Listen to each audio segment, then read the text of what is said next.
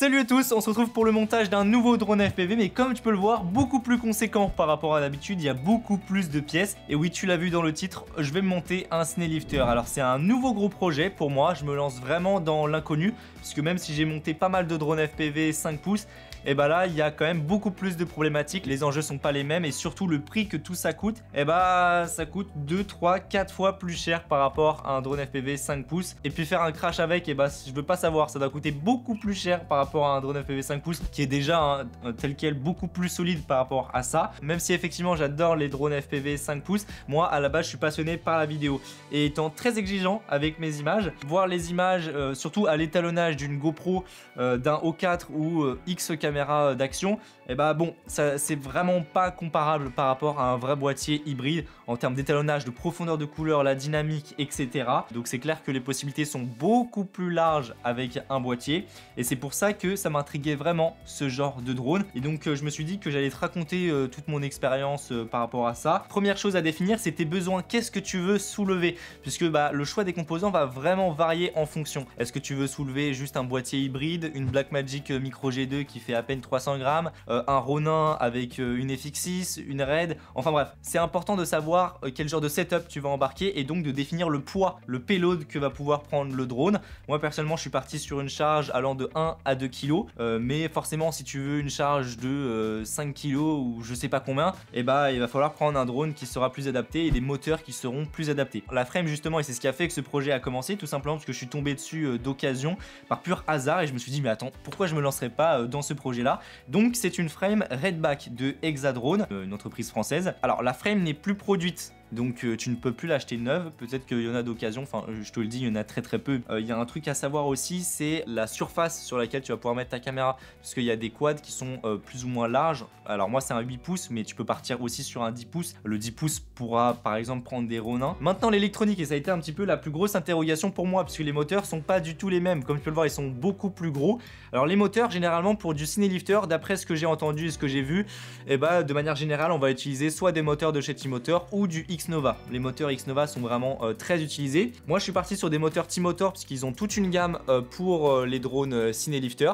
Alors ceux-là c'est les Cine 66, c'est des moteurs en 28-12. Moi je suis parti sur ceux en 1155 kV. Si tu prends une caméra qui sera vraiment pas plus lourde que 1 kg, tu peux partir sur des moteurs un peu plus petits en 28-10. Mais enfin voilà, moi j'ai préféré être sûr, donc j'ai pris du 28-12, au moins j'ai de la marge. Je préfère avoir de la marge hein, quand on met autant de budget sur un drone comme ça, peu importe le moteur que tu vas mettre. Dans tous les cas, ça va fonctionner. Après, c'est une question voilà, de réactivité, de punch. Est-ce qu'on va avoir suffisamment de couple pour pouvoir soulever la config? Enfin voilà, ils sont vraiment beaucoup plus gros. Hein. Si je te mets ça à côté d'un petit moteur de 5 pouces, ça n'a vraiment rien à voir. Après les moteurs, on passe aux ESC. Alors ça, encore une fois, c'est une grosse interrogation. Alors moi, encore une fois, toute l'électronique, je suis parti sur du T-Motor hein, parce que c'est vraiment une source sûre. Ça reste une marque très fiable avec très peu de SAV. Voilà, c'est vraiment des composants qui sont vraiment bien. Ces ESC là, ils font partie des tout derniers qu'ils ont sortis. Ils sont en 60 ampères et ils peuvent monter à 75, je crois, en boost pendant 10 ou 15 secondes, je sais plus exactement c'est quoi les specs. Ce qu'il faut savoir, c'est qu'ils sont dans la gamme Velox, donc c'est l'entrée de gamme de chez T-Motor. Mais voilà, T-Motor, peu importe les produits qui sortent, ça reste quand même des produits qui sont très fiables. Donc que ce soit l'entrée de gamme ou le haut de gamme, l'écart est assez faible. Et donc ça, forcément, il en faut deux. Donc j'ai pris les deux mêmes, comme ça on est nickel. Alors il existe aussi des ESC, T-Motor en font, des ESC avec 8 ESC directement pour le Snelifter. Mais il faut savoir que c'est des ESC qui coûtent aux alentours des 300 €. Alors au moins, c'est vraiment fait pour, c'est bien dimensionné, c'est nickel. Mais quand on a 8 moteurs pour un Snelifter, le but c'est d'avoir une certaine redondance, d'avoir une certaine sécurité pour s'il y a un moteur qui casse, un ESC qui casse, pouvoir quand même ramener le drone ou au moins le poser. Donc voilà, vaut mieux partir sur deux ESC, ça fait un peu plus de travail, un peu plus de soudure, c'est peut-être un peu moins propre, mais tu vas voir, c'est très bien intégré grâce à l'AFC. Alors l'AFC pour le coup c'est le plus haut de gamme et elle est conçue pour 8 moteurs, c'est la F7 Pro, toujours de chez T-Motor. Donc on est du coup sur un processeur F7, il me semble qu'on a baromètre et tout ça, voilà, on est sur du USB-C, on est vraiment sur une carte moderne, hein, on a vraiment tous les pads qu'il faut. Et ce qui est cool, c'est qu'elle est vraiment conçue pour 8 moteurs puisque on va avoir un connecteur USB-C pour 8 moteurs, donc beaucoup plus large par rapport à ce que l'on a l'habitude. Et en fait avec, on va avoir les petits câbles qui sont fournis avec et là-dedans on va avoir une grosse nappe qui va nous permettre de relier nos deux USB-C ensemble. Donc ça c'est vraiment le top du top. Après le GPS, alors je me suis dit que je vais pas faire le rat sur un drone comme ça, j'ai pris vraiment le haut de gamme, donc j'ai pris un Matek M10Q, ça c'est censé être vraiment fiable et fixé super rapidement. Le buzzer, alors comme il allait être assez isolé et que j'ai pas envie de me casser la tête à le désarmer, tout ça, j'ai pris un V-Fly. Donc bah pareil, c'est une source sûre et ce qui est cool, c'est que tu peux le désarmer en branchant de manière très courte la batterie. Je vais avoir les condensateurs. Alors les condensateurs, du coup, il en faut deux et ils sont très gros. Moi, on m'a conseillé du 2200 microfarad en 50 volts. Des connecteurs, puisque oui, on est sur des connecteurs XT90 sur ce genre de quad. Les batteries, justement, alors en fonction de ta config d'ailleurs, il va soit falloir prendre des batteries en 8S ou 6S. Moi, personnellement, pour ma config, eh ben, je suis resté sur du 6S. Ça allait tout à fait convenir. En tout cas, c'est ce que l'on m'a recommandé. J'ai décidé de partir sur du 4500 mAh 6S 150C, donc un très haut taux de décharge. C'est la gamme de batteries de chez Ovonic. Voilà, les Roham. Et Ovonic, bah moi j'ai toujours utilisé leur batterie, hein, tu le vois d'ailleurs sur mon 5 pouces, hop, des petites batteries Ovonic en 1300 mAh. J'ai toujours eu des batteries de chez Ovonic, j'en ai je sais pas combien, ça marche très très bien. Je trouve qu'on a vraiment un super bon rapport qualité-prix. J'ai aussi pris en plus des connecteurs du câble en AWG10, donc ce sont vraiment des très gros câbles. Pour tout ce qui est transmission, je suis parti sur un TBS Diversity avec deux immortalités, un court et un long. Alors j'ai beaucoup hésité entre le O3 ou le O4, puisque c'est vrai que le O3 bah, il coûte quand même 50 € de moins et puis on peut même en trouver d'occasion nickel pour 70 € de moins. Mais bon, comme le O4 d'après certains tests a une meilleure pénétration, une meilleure portée, je me suis dit allez, quitte à mettre 50 € de plus, de toute façon vu au prix où on en est. Évidemment on va pas garder les antennes d'origine, hein, au vu de la taille de la frame, le but c'est d'avoir la meilleure transmission possible comme on l'a vu avec le Diversity. J'ai pris deux connecteurs RP SMA vers UFL et puis bah, deux antennes RP SMA bien en LHCP. Alors c'est des antennes de chez TrueRC, les Maastricht, les antennes carbone. Normalement c'est censé être le top du top. Voilà en termes de listing. Alors en termes de budget, pour te dire tout de suite, le drone tout seul, alors je te mettrai le prix exact, hein, mais il faut savoir que le drone tout seul, ouais, on est bien aux alentours des 1400 € à lui tout seul, sans les hélices, sans batterie. Tu rajoutes les batteries, hein, une batterie ça coûte 120 €. Il suffit que tu en aies 4, bah voilà, 500 € de plus. Donc ouais, si tu te lances dans ce genre de projet en tant que professionnel, parce que oui, il faut être télépilote pro aussi pour piloter ce genre de drone, en tout cas dans la légalité, il faut ouais, bien compter un budget aux alentours des 2500 €, histoire d'avoir un peu de marge. Puis ça dépend aussi du boîtier que tu veux mettre dessus. Je sais que pas mal de personnes utilisent les Blackmagic Micro G2 parce que bah voilà, c'est le capteur de la Blackmagic 4K, t'enregistres en bureau, à l'étalonnage, bah voilà, je crois que c'est du 12 ou du 14 bits, enfin t'es vraiment bien. Certes pas forcément la meilleure montée en ISO, la meilleure dynamique, mais voilà, on reste sur un très bon capteur et puis en plus elle est toute petite et ça coûte pas très très cher. Voilà, on reste sur un budget en dessous des 1000 €. J'hésite encore beaucoup sur du Lumix S5 ou du GH7 qui reste de très bons boîtiers et d'occasion c'est vrai qu'il décote vraiment très fort. Le top du top pour moi ça serait un Sony ZV-1 parce qu'il est tout petit, c'est le même capteur que la FX3 qui est juste au-dessus et ça serait vraiment une dinguerie. T'as de la 4K 120 et tout ça, c'est vrai que pour moi avoir de la 4K 100 c'est vraiment un critère. Surtout sur ce genre de drone. Je commence le montage avec la préparation de tous les moteurs et les bras. La première étape c'est de mettre tous les câbles moteurs dans des gaines, comme ça sera beaucoup plus propre et puis ça permettra de faire passer facilement les câbles dans les bras. Ensuite le but c'est de fixer définitivement ces petites plates sous les moteurs. C'est ces plates là qui vont permettre de fixer les deux moteurs sur les bras en sandwich. Mais là il y a un premier problème, c'est que à cet endroit là en fait, pour t'expliquer, les câbles moteurs ils vont faire un U dans le bras. Et comme les câbles moteurs ils sont très rigides pile à cet endroit là, puisque ils sont soudés sur le moteur et puis on a de la gaine thermo-rétractable et donc ça allait jamais passer comme ça. Donc du coup j'ai dû déjà enlever la gaine thermo-rétractable qui protégeait les câbles et puis ensuite avec un pistolet à air chaud je suis venu chauffer les câbles de manière à les assouplir et puis là c'était beaucoup plus souple et ça m'a permis de faire passer correctement mes câbles. Et c'est à ce moment là que je m'aperçois qu'il y a un second problème qui allait me prendre beaucoup plus de temps et que je n'avais pas du tout prévu, c'est que en fait les câbles moteurs dans ma config ils sont trop courts, mais genre vraiment beaucoup trop courts. Il doit manquer genre 10-15 cm parce qu'en fait les bras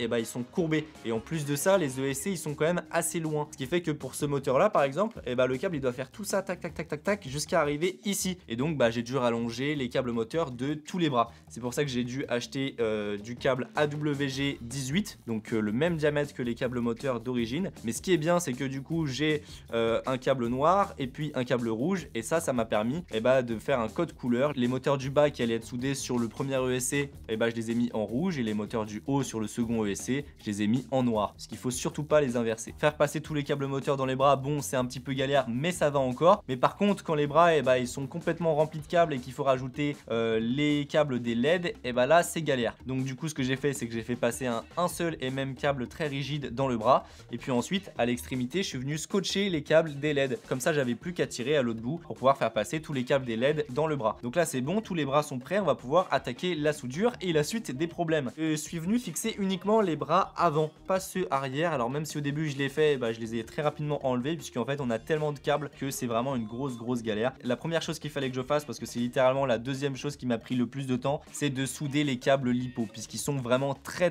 gros, c'est du AWG10. Donc autant te dire que c'est une grosse galère. Alors en soi, même si souder un câble comme ça c'est compliqué, bon ça va encore hein, du moment que tu as un petit peu de matériel, voilà ça se fait assez facilement entre guillemets. Mais par contre ce qui est beaucoup plus compliqué, c'est que comme on a deux ESC, et va falloir relayer le câble lipo sur le deuxième ESC. Et là c'est une grosse galère puisque comme c'est des câbles qui sont très rigides, tu peux pas vraiment les courber et pas faire d'angle. Donc du coup ça complique vraiment la chose. Au début mon idée c'était de souder les câbles lipo sur les pads du dessus du premier ESC et puis de souder les câbles qui allaient relayer le deuxième ESC sur le dessous, sur le deuxième pad. Comme ça ça simplifie vraiment la chose. Mais le problème c'est que les câbles ils sont tellement rigides et comme j'ai un dissipateur thermique sur mes ESC, en fait on avait un écart de 2-3 mm de hauteur entre le pad et puis le câble. Et donc finalement ce que j'ai fini par faire, mais c'est vraiment ce qui me permettait de faire le montage correctement, c'est de souder les câbles lipo l'un au-dessus de l'autre. Et sur les pads du dessous, je les ai pas laissés vides, j'ai soudé deux petits fils pour pouvoir ensuite accueillir les condensateurs.